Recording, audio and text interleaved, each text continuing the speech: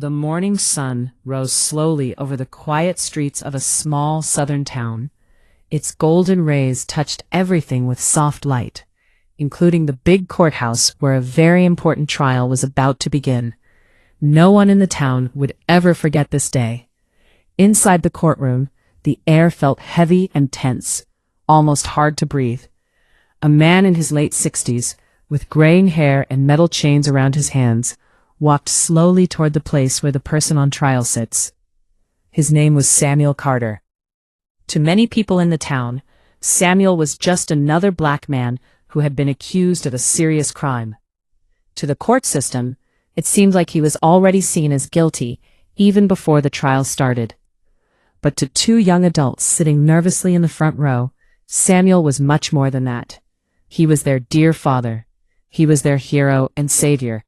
He was the kind man who had raised them when the rest of the world had left them behind, with no one to care for them. 18 years earlier, Samuel had welcomed these two children into his life when they had nothing at all. Now they had come to this courtroom to fight for him. They wanted to save him from spending the rest of his life in prison. That punishment would take away everything he had given up for them. If you believe in kindness and giving people second chances, and in the strong power of love that can cross every difference between people, then please pause and think about this for a moment. Just like this story, you can share it with your friends and family. Your help lets more people hear true stories of hope, strength, and real humanity. It helps spread light and goodness in a world that sometimes feels full of darkness. Samuel's story actually started many decades earlier, right in the middle of hard times. He himself grew up very poor. He faced the painful realities of segregation and unfair prejudice every single day. Life did not give him easy gifts or blessings. Instead, it sent him many difficult storms that he had to fight his way through. But even with all those troubles, Samuel's heart never became hard or cold. He stayed warm and caring inside. He worked very long hours at a steel mill. He earned only a little money, but he always tried to give as much as he could to others. One cold winter night, after his long shift had finally ended, Samuel saw two small children shivering behind a convenience store. Their clothes were dirty and torn.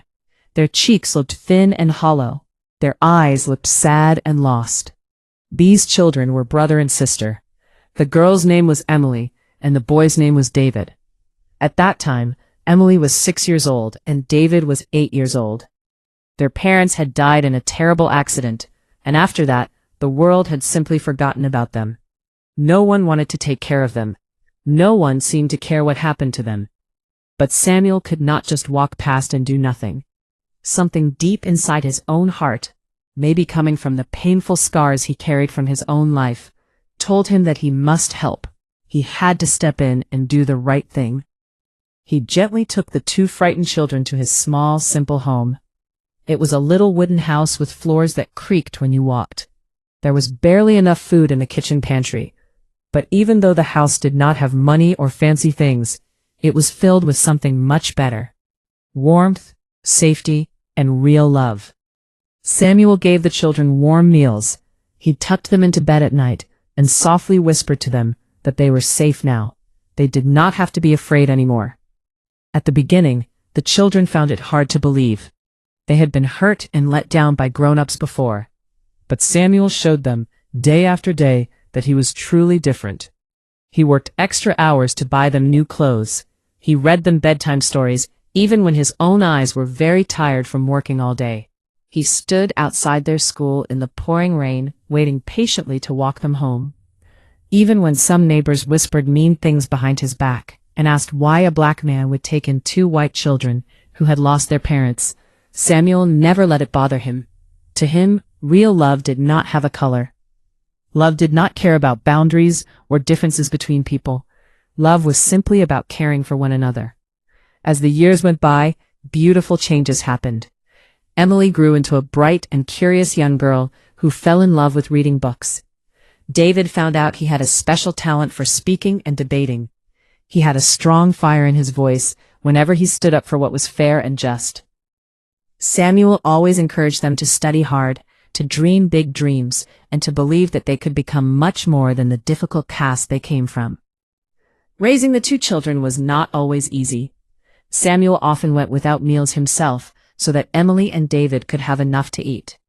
He took on hard work shifts that made his back hurt badly, but he never complained. He put aside his own needs and always put the children first. Sometimes people in authority questioned whether he should be allowed to look after them, but Samuel stayed strong. He protected the only family he had with all his heart. When Emily finished high school and held her diploma in her hands, tears of joy filled her eyes. She quietly told Samuel that she would use her success to honor him and everything he had done. David worked hard too and earned a scholarship to study law at college. His dream of becoming a lawyer came from watching brave people fight against unfairness every day without giving up. Samuel watched his children grow up with great pride in his heart, even though he often felt very tired. He believed that all his sacrifices were finally growing into something truly beautiful and good. This part of the story teaches us an important lesson. When we give love and care freely to others, especially children in need it, we are planting seeds that can grow into strong, kind, and successful adults one day. But then a sudden and difficult storm arrived in their lives. One evening, there was a bad accident at the steel mill. A white supervisor died during the incident.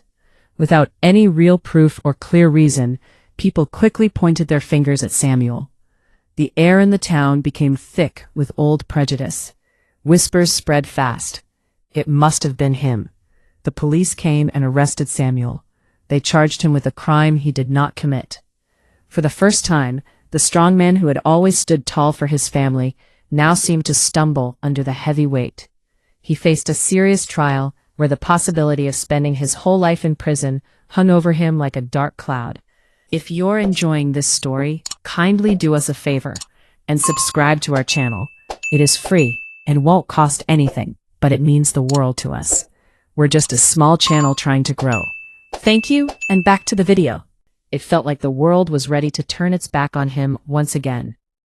Yet Samuel was not alone this time. On the important day of the trial, Emily walked into the courtroom wearing a neat professional suit. She had become a journalist whose job was to find and speak the truth. Walking right beside her was David. He was no longer a little boy. He had grown into a smart young lawyer, ready to fight with every bit of strength and knowledge he had. The very children Samuel had saved many years ago were now the ones fighting to save him. When Samuel stood up to swear that he would tell the truth, his wrists were still locked in chains. But his two children raised their hands beside him. Their voices sounded steady and sure as they promised to defend their father with everything they had. The whole courtroom listened carefully as David carefully took apart the other side's case one piece at a time. He showed all the contradictions and untrue parts in their story. Emily shared important reports from her own investigations. These reports proved there had been corruption at the mill and that Samuel had been wrongly blamed for something he did not do. Slowly, the feeling in the room started to change. The members of the jury, who had looked doubtful at the start, now began to see Samuel in a new way. They no longer saw him only as someone accused of a crime. Instead, they saw a good man who had spent his whole life choosing kindness and helping others.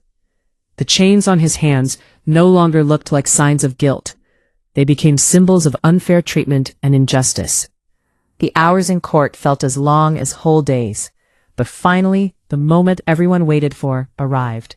The judge spoke the words that sounded like a wonderful miracle: "Not guilty." The courtroom filled with noise and emotion. Emily cried openly with happy tears and held tightly onto Samuel's arm. David gave his father a big, warm hug that said more than any words ever could.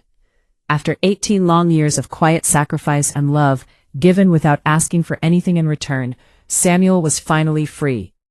He was not set free because of luck. He was freed because the same children he had rescued when they were small and alone chose to stand bravely beside him when the whole world seemed to turn away. This part of the story teaches us another deep lesson.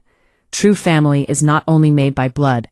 It is built by love, by sacrifice, and by choosing to care for one another no matter what. When we help others in their time of need, they often grow up to help us when we need it most. Outside the courthouse, the sun was setting. It painted the sky with beautiful shades of gold, orange, and deep red. Samuel stood tall once more, with his grown children standing proudly on either side of him. They all knew that love had carried them safely through storms that once looked too big to survive. Samuel had saved Emily and David when everyone else had abandoned them.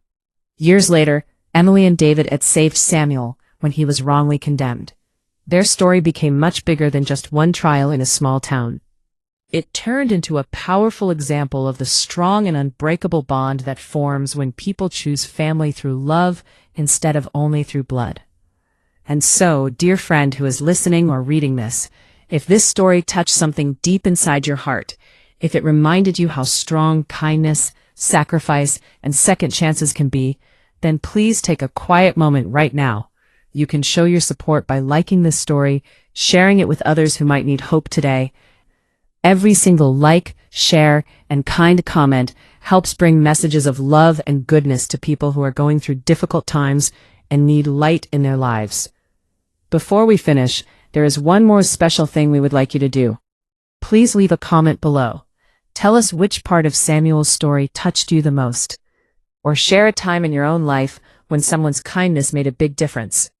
Your words might give hope and strength to another person who really needs it today. Because in the end, this is not only a story about Samuel, Emily, and David. It is a story about every one of us. It shows how love, when we give it freely and with an open heart, has the power to change lives, to write new and better futures, and even to break the heavy chains of injustice and unfairness. Thank you so much for watching this story. Please like this video, leave a comment, share it with your friends, and kindly subscribe to the channel. We post new videos like this every day. Thank you, and see you on the next video.